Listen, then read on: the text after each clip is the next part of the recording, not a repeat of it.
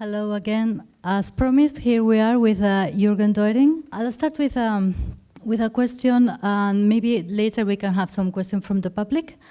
This has been the 5th time you have worked with Olivier Assayas, and we all can remember your previous film with him, Clouds of Sils Maria, with Juliette Binoche and also with Kristen Stewart. Can you tell us a bit about the working process with Olivier Assayas for this film? Did he, as he also wrote the script, have a very precise idea about how the characters should have been represented, what they had to wear? Good evening. First thing, I always first read the script, évidemment, and then I meet him and he says, I'm giving all the names of the characters, and he gives some adjectives about everybody. I don't know, very aristocratic, the other one very kind person, you know, things like this. And then I'm completely free with them. So I just present the looks I tried on the actors after, and he selects from the photos. He leaves us on the creation parts, decoration, or wardrobe, very, very free. I think the magic and the magic I feel in these films is that he trusts your sensibility. He takes you because of you, not because of speaking. It's not a person who would speak with you hours and explaining, I want that green, that pants, and you know, that's not a subject to him. Did you actually design or make any of the clothes in the film, or were they already? No, we choose in some collections. There is these two ways of her to be dressed, that very casual thing of the all-day look she has on the motorbike and doing her job, and the way this ambiguity in her that she hates her job, and it's in the same way she wants to be like the woman she's doing the wardrobe for. So I was thinking she's complicated a little bit in her mind with the part of Kristen, and there's that very raffiné and very sexual but timid, shy a little bit. She's all that mixed. But we choose more comme it was written that way in the scenario. He wanted something very sexy is not the word, raffiné and sexual. Okay, very refined, very sophisticated. Yes, that's sophisticated. Okay. And well, I think we all here must be wondering the same thing. Being the actress, being Kristen Stewart, such a relevant public figure with such strong fashion associations, did she have any input into the costumes? How did you work with her on the wardrobe she was to wear? I had an idea of what I wanted on her. We tried all the things, and she always said, okay, that's fine, it's good to me. She didn't resist or say, I prefer green, I hate pink, you know. It was and we know each other from Sils Maria before, which was a very nice complicity too. So we had no fears, you know. Sometimes an actress says to you, oh, no, I don't wear it, take care. With her, it was very easy. But she's very inspiring and very smart, and she knew her job on that film very precisely, so it was not a long talk. Okay, and as you were saying before, and as in Clouds of Sils Maria in Personal Shopper, there's a very strong contrast between casual and very glamorous fashion, and we can see on the very glamorous fashion side some pieces by Chanel. And let's not forget that Kristen Stewart is one of Chanel's ambassadors. Has there been any collaboration with the House of Chanel? How has it worked?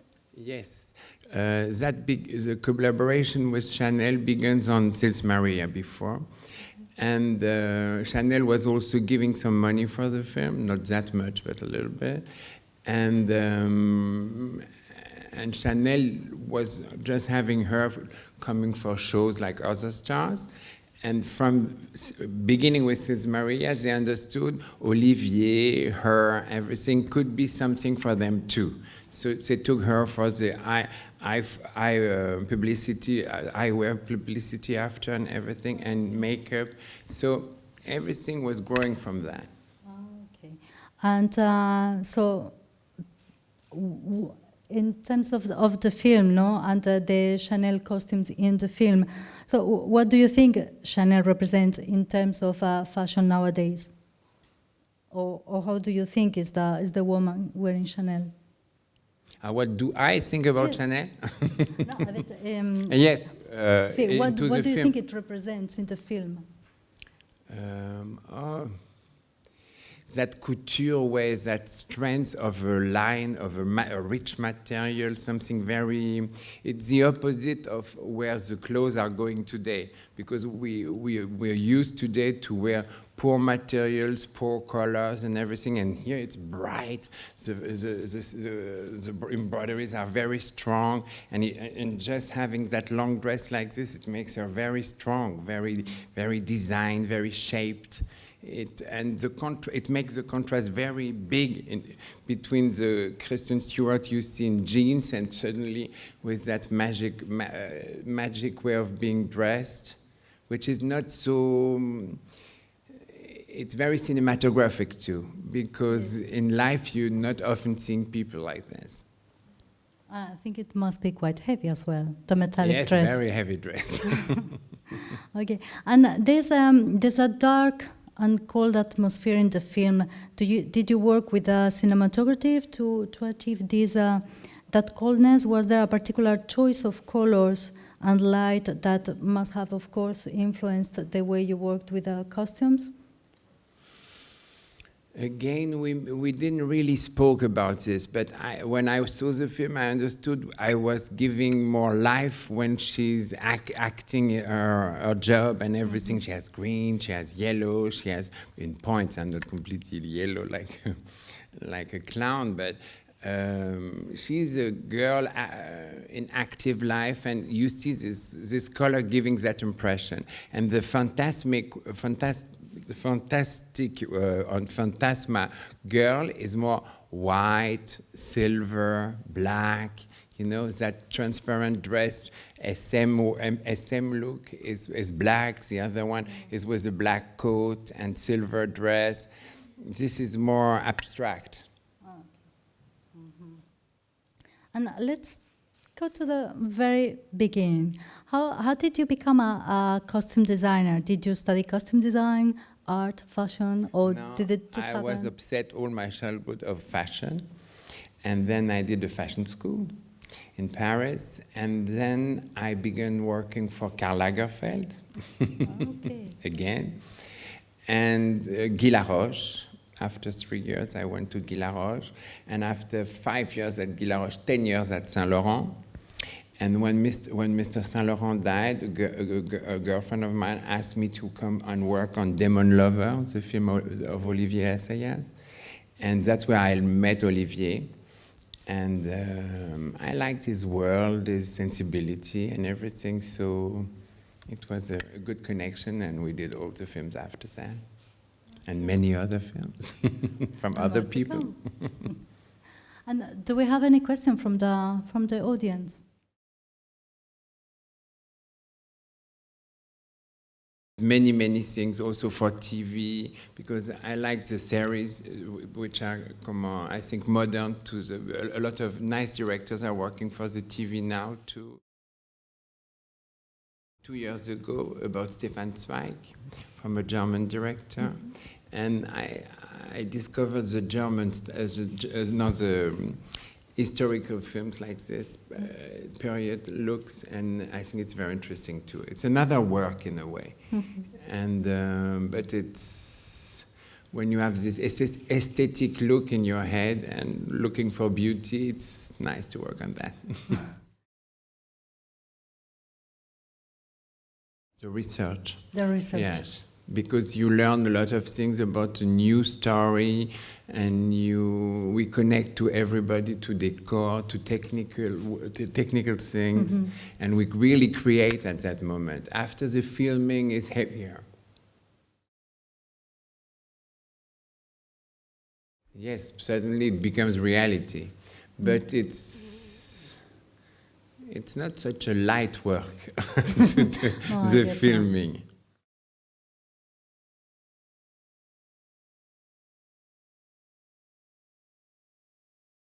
You can either way rent things in warehouses, very specialized, where just cinema people goes. You can buy in shops and do shoppings everywhere. You can draw your sketches, your own ideas, and make them made. Everything is possible, but it comes from the project, the way you see it, the way the director wants it at the end. And often when we really sew things and really do it, it's because we need a lot of doubles, because of crimes, because of technical things. Having really a person telling you, now you design it and we produce things, it's in that kind of film, it's rare. It's not so often. But it's being an eye. You have, even being in a warehouse or in a Galerie Lafayette or in a shop, you're full of your story, and you pick up things you're sure which could belong to the story. You could propose to the story. That's the way you think at that moment.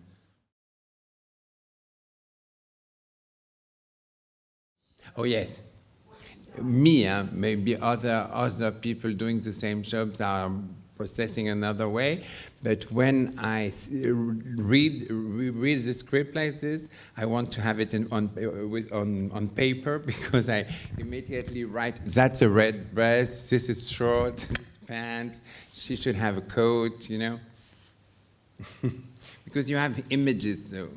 That's the imagination and the artistic part, which comes directly from the words like this, what's inspiring you, and also having the faces of the people you have to dress, and the kind of body they have, and everything, what it gives to you, or to the screen.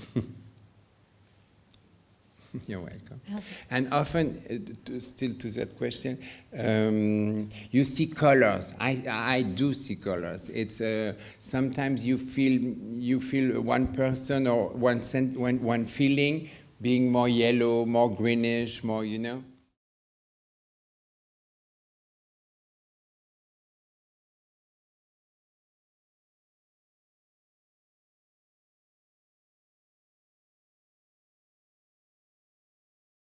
Try to give that impression. The silver dress is not fitted on Kristen. It's bigger. Yeah. I do it, and by the way, the actress doing the people girl, the people woman, is a celebrity. She's smaller than her, yeah. But I made it bigger to give that sensation of not being her own dress.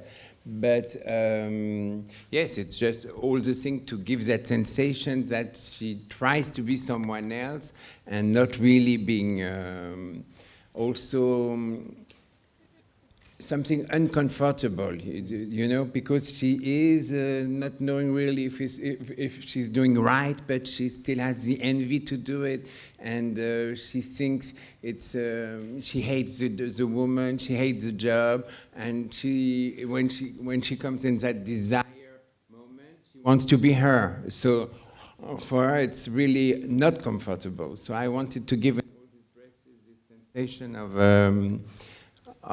something uncomfortable.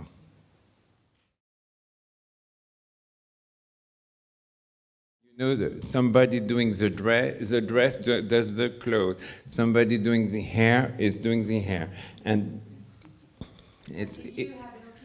I always have an opinion about it because it can fuck up everything.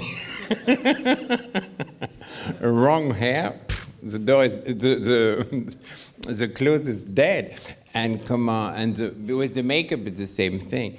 But with Olivier, it's always the same family working on the film, so it's easy to say to the girl doing the hair, "Are you really sure?" We collaborate a lot with Olivier, and when Olivier is not sure about what he sees all together, he asks sometimes also me for the hair, or to have something larger. But yes, no. To say the truth, working with Olivier is luxury. Because it's all on the same sensibility, on the same line, and it's always very coherent, you know. The work is always in the same sensibility. He doesn't try to... he makes what he feels. He takes a subject. I love this film, I think, mostly because it's very courageous to do today a film about that kind of subject, because no one, to not take that pressure of commercial films and think, okay, I want to make a film about ghosts, let's go, you know what I mean? And I think today it's very important to have that freedom to be creative, because it's risky to have that ghost story. When I wrote it for the first time, I was thinking, Olivier Assayas with ghosts, what's happening? You know, what's this? What's that going to be? And at the end, it works. So we have to trust creativity. Okay, I think we have to leave it here. Thank you very much, Jürgen. You are in a busy moment now, and a big thank you to Icon, who is distributing the film. It is opening on nationwide on cinemas on Friday. A big thank you too to Ciné Lumière for having us here, and a big thank you to you all for coming today. Thank you. Thank you.